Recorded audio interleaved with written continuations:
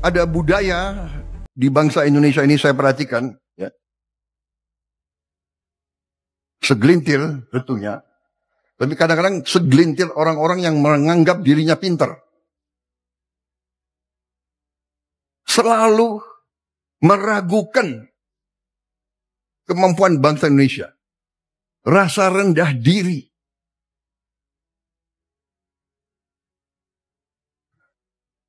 Punya gelar profesor. Sekolah di mana-mana yang terkenal. Tapi mentalnya masih mental rendah diri. Apa yang dilakukan bangsa sendiri selalu jelek. Belum kita bekerja sudah mulai nyinyir. Ya, ini, saudara-saudara, pemerintah yang saya pimpin tidak ragu-ragu.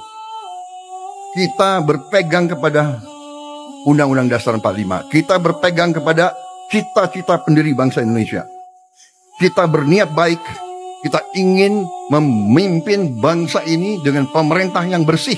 Prabowo sindir profesor akibat ejek program makan bergizi. Guys, kalian tahu nggak? Ternyata ada loh profesor yang ngajak program makan bergizinya Prabowo. Tapi setelah dapet info ini, Prabowo tuh langsung balas pakai sindiran, guys. Sayangnya Prabowo nggak buka tuh siapa profesor yang ngajak program penting ini. Prabowo bilang waktu acara di Mesir kalau programnya itu diajak profesor dan banyak yang nggak setuju. Bagi Prabowo, ini para profesor pintar apa enggak? Kok nggak setuju program makan bergizi? Prabowo nambahin, ya walaupun terbukti pintar, tapi para profesor yang ngajak itu nggak merasakan bagaimana penderitaan anak-anak yang kelaparan, guys. Prabowo sendiri bakal tetap jalankan program ini meski diajak dan ditolak banyak pihak. Menurut kalian, program makan bergizi Prabowo ini penting apa enggak sih, guys?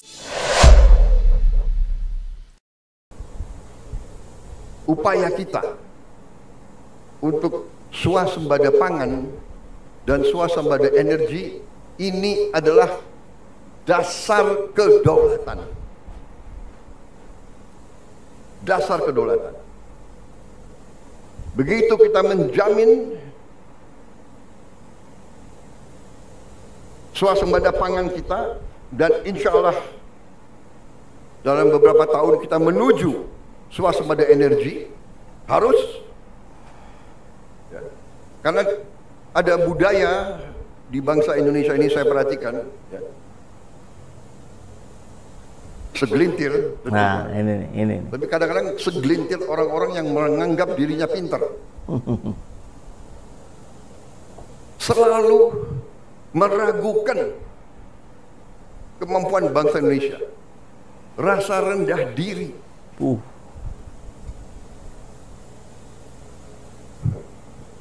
Punya gelar profesor. Sekolah di mana-mana yang terkenal. Tapi mentalnya masih mental rendah diri. Apa yang dilakukan bangsa sendiri selalu jelek. Wah, ngeri. Ini ke siapa ini maksudnya ya? Kalau ke Saiful Jaman nggak mungkin lah, saya kan bukan profesor dan saya nggak mungkin lah video saya ditonton Pak Prabowo ya. Barangkali yang ditonton Pak Prabowo yang profesor-profesor tadi, yang konten kreator barangkali. Nggak tahu nih, Bang Refli ini gimana nih? Mungkin ke Refli ya, atau ke siapa lagi yang profesor? Akbar Faisal profesor bukan ya? Jadi Pak Prabowo di titik ini mengingatkan bahwa meskipun Anda sekolah tinggi, Anda profesor, tapi kalau mentalnya mental rendahan, ya Anda akan selalu melihat dalam sudut pandang yang negatif, katanya kan, kurang lebih begitu ya. Pak Prabowo saya kira sebagai seorang presiden tentu harus mengedepankan wise ya, kebijaksanaan ya. Tidak bisa juga kemudian menggunakan hantam kromo, siapapun yang bernada negatif maka itu melemahkan, kan tidak. Kan yang bernada negatif itu justru mestinya dalam konteks organisasi, apalagi yang bernama Indonesia Raya ini, organisasi yang sangat besar, tentu hal-hal itu bisa diposisikan sebagai sebuah koridor. Kan begitu. Ada orang-orang yang selalu mencaci maki kita, jadikan saja bagi kita koridor. Untuk apa? Untuk tidak melakukan seperti yang dimaki-maki oleh dia. Bapak terindikasi korupsi. Ya sudah, lakukan saja bahwa kita tidak korupsi, kan begitu. Kan teknik psikologi dalam menghadapi cacian, makian, hinaan, kritikan dan segala macam kan ada di titik itu gitu. Nggak bisa kemudian kita yang bernada negatif harus kita bungkam. Kalau nadanya positif semua, justru itu yang berbahaya, itu yang melenakan. Karena membuat kita tidak ada koridor lagi. Gitu. Kita lanjutkan. Belum kita bekerja sudah mulai nyinyir. Gitu. Ini, saudara-saudara, pemerintah yang saya pimpin tidak ragu-ragu. Kita berpegang kepada Undang-Undang Dasar 45. Kita berpegang kepada cita-cita pendiri bangsa Indonesia. Kita berniat baik. Kita ingin memimpin bangsa ini dengan pemerintah yang bersih. Itu keinginan kita. Dan itu tekad kita. Dan insya Allah dengan kehendak dan tekad yang baik, insya Allah kita akan mencapai. Indonesia harus mempunyai pemerintah yang bersih. Ya. Indonesia harus memiliki pemerintahan yang bersih. Setuju. Mulai dari lingkar terdekat. Berkali-kali di setiap kesempatan saya bicara, kita harus hentikan kebocoran-kebocoran. Menghentikan. Dan sekali lagi saya ingatkan, aparat pemerintah sangat menentukan. Aparat pemerintah sangat menentukan kebocoran-kebocoran untuk dihentikan. Penyelundupan dari luar ke dalam. Penyelundupan dari luar ke dalam adalah membahayakan kedaulatan Indonesia. Penyelundupan tekstil mengancam industri tekstil kita, mengancam kehidupan ratusan ribu pekerja kita.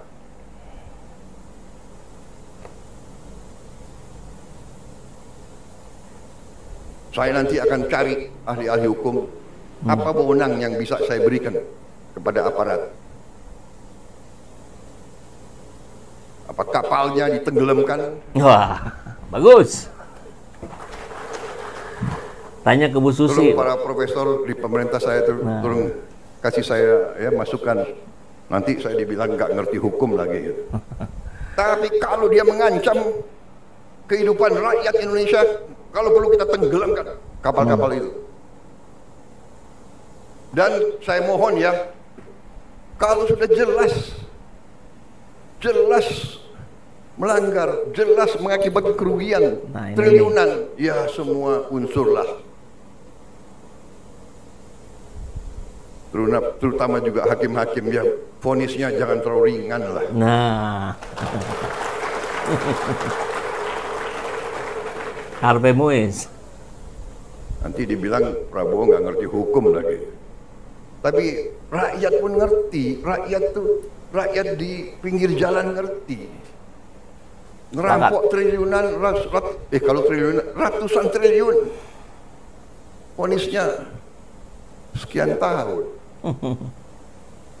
Nanti jangan-jangan di penjara pakai AC, punya kulkas, pakai TV. Tolong Menteri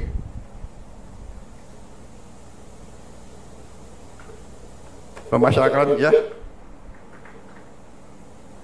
Jaksa Agung naik banding nggak? Naik banding.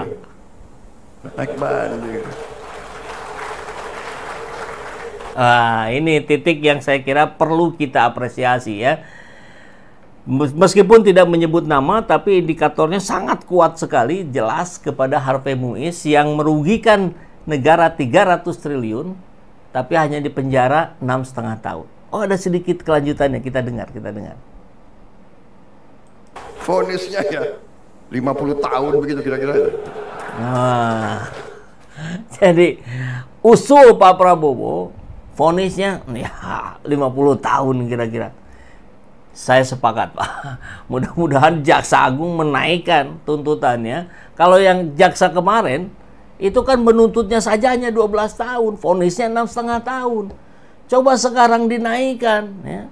Memang yang setahu saya hukuman maksimalnya itu ada di 20 tahun memang, ya. Tapi setelahnya bisa hukuman mati. Ya gunakan saja itu hukuman mati tuntutannya. Saya kira itu bisa kita lakukan, kan begitu. Ya tentu dengan catatan tadi Pak Prabowo juga bilang nanti akan mendengar ya pendapat dari pakar hukum. Hanya kali ini saya perlu apresiasi ini ya sahabat SCN. Beliau menyampaikan kata-kata, kalimat-kalimat yang senantiasa setiap hari kita gaungkan. Dengarkan rakyat jelata, dengarkan orang-orang yang bicara di warung-warung Tegal, di pojok-pojok kedai kopi, di sudut-sudut kota. Mereka paham sekali, mereka mengerti sekali bahwa Harvey Muiz itu merusak rasa keadilan rakyat. Dan ini tersampaikan oleh Pak Prabowo. Ini yang tidak pernah kita dengar dari Jokowi gitu. Jadi saya kira harapan ini kembali muncul, kembali ada. Belum tentu benar, kita kawal. Begitu ya.